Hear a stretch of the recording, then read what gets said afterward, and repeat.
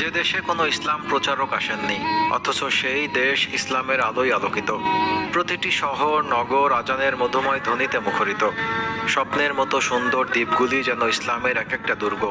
কি করে সম্ভব? হ্যাঁ, ঠিকই শুনেছেন। অবিশ্বাস্য হলেও সত্য, এই ঘটনা মালদ্বীপের। মালদ্বীপের ইতিহাসেও লিপিবদ্ধ রয়েছে এই কাহিনী। প্রখ্যাত মুসলিম পর্যটক ইবনে বতুতা তার সফরনামায় মালদ্বীপের এই ঘটনা সম্পর্কে লিখেছেন। আরবের কোনো এক বাণিজ্য জাহাজ পূর্ব দিক থেকে যাত্রা শুরু করে তুমুল সমুদ্র ঝড়ের কবলে পড়ে। জাহাজের অভিযাত্রী সকলেই মারা যায়। যাত্রী দলের একজন মাত্র লোক কোনো মতে ভেঙে যাওয়া জাহাজের একখণ্ড কাঠকে অবলম্বন করে ভাসতে থাকে।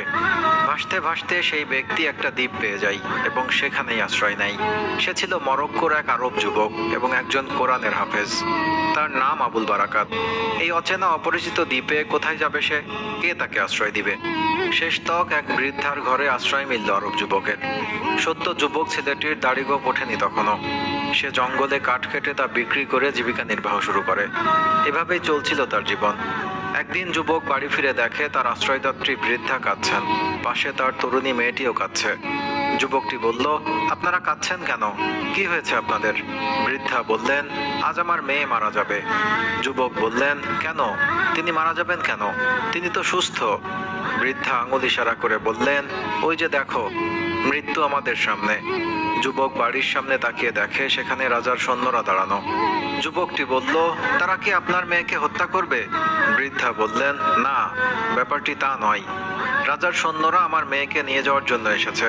কেননা আমাদের এই দ্বীপে প্রতি বছর একটি নির্দিষ্ট তারিখে এক সামুদ্রিক বিপদের উদ্ভব হয়, যার থেকে রক্ষা পাওয়ার উপায় হলো আমাদের দ্বীপবাসীদের মধ্য থেকে একজন তরুণীকে ওই দিন সূর্য ডোবার পর সমুদ্রের উপকূলে একটা মন্দির আছে সেখানে রেখে আসতে হয়। পরের দিন সকালে সরকারি লোকজন সমুদ্রের কিনারা থেকে ওই মেয়ের মৃতদেহ উদ্ধার করে আনে। প্রতিবারই লটারির মাধ্যমে নির্ধারণ করা হয় কোন মেয়েকে পাঠানো হবে। এবারে লটারিতে আমার মেয়েটির নাম উঠেছে, তাই আজ রাতে তাকে সমুদ্র উপকূলে পাঠাতে হবে। সেখানে তার মৃত্যু অনিবার্য। পরোপকারী এবং কৃতজ্ঞ স্বভাবের যুবক বৃদ্ধার এমন বেদনাবিধুর কথা শুনে অস্থির হয়ে পড়লেন। সে বলল, আজ আপনার মেয়েকে সেখানে পাঠানোর দরকার নেই। আজ রাতে আমি নিজেই সেখানে যাব। দেখি সেখানে কি হয়।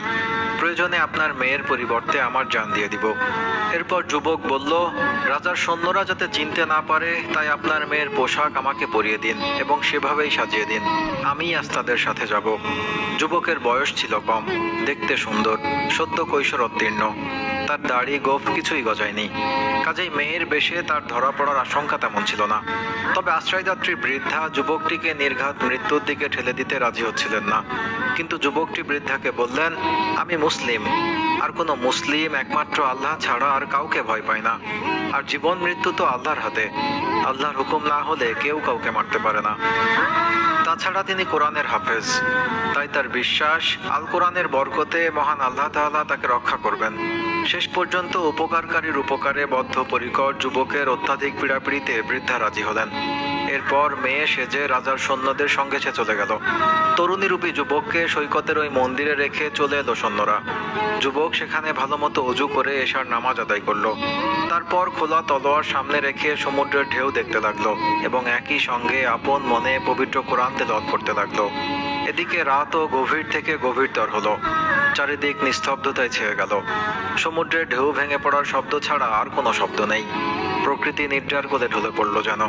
চরাচরে শুধুমাত্র 3টি প্রাণ জেগে রইল, যাদের চোখের ঘুম কোন এক অজানা আশঙ্কায় উধাও হয়ে গেছে। প্রথম জন হলো আরব যুবক আবুল বারাকাত, যার চোখ ছিল সমুদ্রের দিকে আর বুকে ছিল ঈমানের বল। আরেকজন জাগ্রত ছিলেন সেই গরিব বৃদ্ধা। উদার হৃদয় আরব যুবকের চিন্তায় তিনি ছিলেন অস্থির। আর তৃতীয় যে প্রাণটি জেগে রইল সে হচ্ছে সেই তরুণী কন্যা, যে আরব যুবকের চিন্তায় অনবরত কেঁদেই চলেছে। হাফেজে কোরআন যুবকটি অন্ধকার রাতের এই নিস্তব্ধ পরিবেশে সমুদ্রের কিনারায় সেই ভয়ঙ্কর মন্দিরে বসে অত্যন্ত হৃদয়স্পর্শী সুরে কোরআন তেলাওয়াত করেই চলেছে। এই মুহূর্তে সকল অপশক্তির মোকাবেলায় কোরআনই তার অমোঘ হাতিয়ার। সময় বয়ে চলল। হঠাৎ করে দিগন্ত থেকে বিশাল আকৃতির এক ভয়ঙ্কর দৈত্যের উদয় হলো সমুদ্রে। দৈত্যটি ধীরে ধীরে দ্বীপের সৈকতে মন্দিরের অভিমুখে আসতে লাগলো। মন্দিরের কাছাকাছি এসে দৈত্যটি থেমে গেল। যুবক কোরআন তেলাওয়াত করেই যাচ্ছে। বোঝা যাচ্ছিল কোরআন তেলাওয়াতের আবেশে কোনো এক অলৌকিক কারণে দৈত্যটি সামনে অগ্রসর হতে পারছিল না। অবশেষে হার মানল ভয়ঙ্কর দৈত্যটি। কিছু সময় অবস্থান করে ভয়াবহ দানবটি যে পথে এসেছিল সে পথেই ফিরে গেল। এক সময় সমুদ্রে মিলিয়ে গেল দৈত্যটি। অপরদিকে কিছু সময় পর সকাল হলো। সরকারি লোকজন যথারীতি মেয়েটির লাশ নেওয়ার জন্য মন্দিরে এলো। এসে তারা হতভম্ব হয়ে গেল। সেখানে কোনো লাশ নেই, কোনো মেয়েও নেই।